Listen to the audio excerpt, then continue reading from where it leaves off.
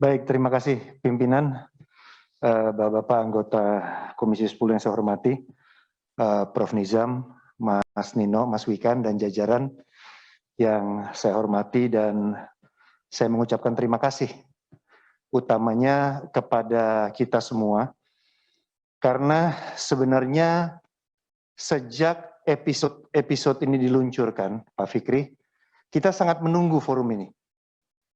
Ya, Panja ini, Prof, dibentuk salah satunya adalah karena keingintahuan kita dan ketidaktahuan kita terhadap Merdeka Belajar, Kampus Merdeka, dan episode-episodenya.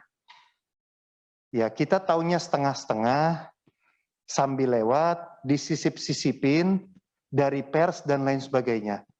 Padahal kamilah mitra utama. Ada lembaga eksekutif, dalam hal ini diwakilkan Kemendikbudristek, ada lembaga legislatif, dalam hal ini Komisi 10. Nah, seharusnya penjelasan ini memang, paparan ini termasuk naskah akademik dan juga payung hukumnya, itu memang akan lebih baik disampaikan dari awal. Bukan berarti kita nggak ada kerjaan, nggak bikin panja, bukan. Mungkin panjanya bukan lebih teknis lagi daripada ini. Ya, ini kalau orang tahu banyak kan harusnya ini kan sudah disampaikan sejak kita dari awal tadi. Dan ini menarik sekali ketika bicara tentang Merdeka Belajar, ternyata ini adalah sebuah tagline. Itu kan ya, kalau bahasa saya orang komunikasi kan tagline. Ya, benang merah yang membungkus episode-episode dari program pendidikan yang tujuannya untuk mewujudkan pendidikan berkualitas. Kan itu intinya. Dan juga persoalannya kan ini udah lewat 20 bulan, dan ternyata ada 26 payung hukum. Ya, 26 payung hukum yang tadi disampaikan oleh Mas Nino. Saya hitung semuanya. Ya. Ini luar biasa ini. Dan yang lebih ini Mas Nino mungkin karena ini rapatnya terbuka, saya juga harus menyampaikan koreksi pada Mas Nino juga ya. Ini jangan sampai Pak Ferdi turun tangan gitu ya. Terkait dengan kajian akademis ini ya, apalagi naskah akademik, tolong jangan disampaikan kadang ada naskah akademiknya, kadang nggak ada gitu ya. Mungkin bukan begitu Pak menarasikannya. Ya kan, karena setiap episode selayaknya harus ada naskah akademiknya gitu ya. Jadi mungkin dalam hal ini tentunya kita juga harus mendukung episode-episode ini.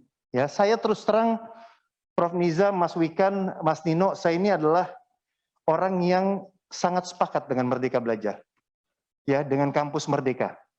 Sebetulnya, ya kenapa? Karena di awal saya sudah pernah menyampaikan komplain saya kepada Mas Menteri sebelum dia meluncurkan Merdeka Belajar Kampus Merdeka terkait dengan banyak sekali lulusan dari perguruan tinggi yang memang tidak siap berwirausaha maupun bekerja sebagai seorang profesional ya di industri. Dan itu saya alami langsung.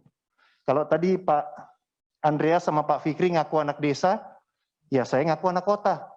Saya lahir, besar, kalau dia bilang dia anak desa sekolah di Jerman, saya juga anak kota sekolah di luar negeri juga. Gitu ya, jadi jangan selalu kalau anak desa ngaku anak kota nggak pernah mengaku. Kalau saya betul-betul anak kota, dapil saya pun di kota sekalian. Ya, daerah T, ada T-nya juga, Timur, Jakarta Timur.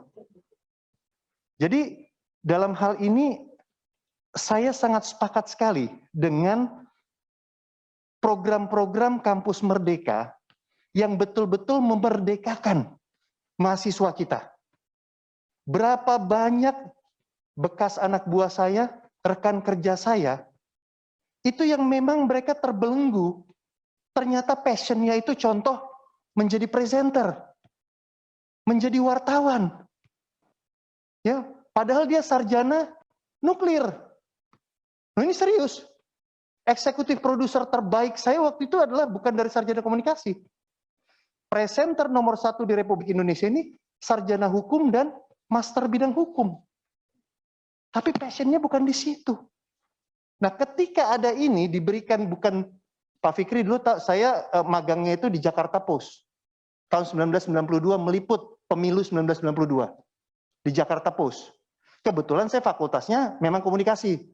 Tapi ada satu lagi, Fakultas Ekonomi Bisnis. Jadi pas, on the track. Gitu loh. Nah, dan cuma 3 bulan, betul ya? Kalau ini 3 semester, Pak. Betul ya 3 semester ya? Itu luar biasa 2 semester. Jadi kalau saya sebagai investor, ya, saya sebagai investor, saya akan tanya, kampus Merdeka kamu apa? Bukan tanya IPK kamu berapa. Kalau saya sebagai GM, sebagai dirut, akan tanya, kampus Merdeka kamu apa? Oh, usaha ini, model bisnisnya seperti apa? Cash flow-nya bagaimana? Saya nggak mau peduli IPK-nya. Nggak saya tanya lagi, itu udah selesai di HRD. Nah, yang menjadi tantangan, ini buat Prof. Nizam, Mas Nino, sama Mas Wikan yang menjadi tantangan ini adalah bagaimana ada kesinambungan.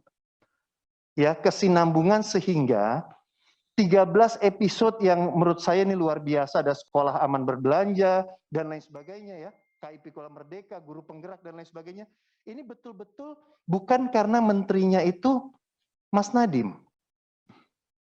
Ya, betul-betul ini sesuatu yang akan berkelanjutan, berkesinambungan, sustain. Ya, sustain. Untuk itu makanya saya saran kebersamaan ini biar kita bergerak dalam satu rampak barisan ini loh. Ini kan udah sinyal sebenarnya kita bikin panja mau memperjelas ini gitu loh. Mendetailkan ini yang seharusnya memang di awal sudah jelas di depan, bukan jelas di belakang. Saya rasa itu pimpinan dulu ya, sekalian mengintrodusir sedikit pandangan saya terkait dengan keberadaan panja ini kepada mitra kita. Terima kasih. Selamat sore, salam sehat, merdeka. Merdeka.